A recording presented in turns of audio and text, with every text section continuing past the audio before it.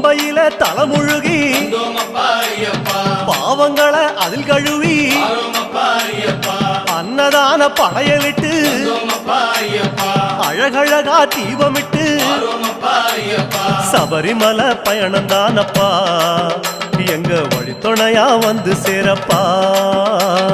சபரிமலை பயணம் தானப்பா சாமி வழித்துணையா வந்து சேரப்பா. கன்னிமூலம் சந்நிதியில் கணபதிய கை தொழுது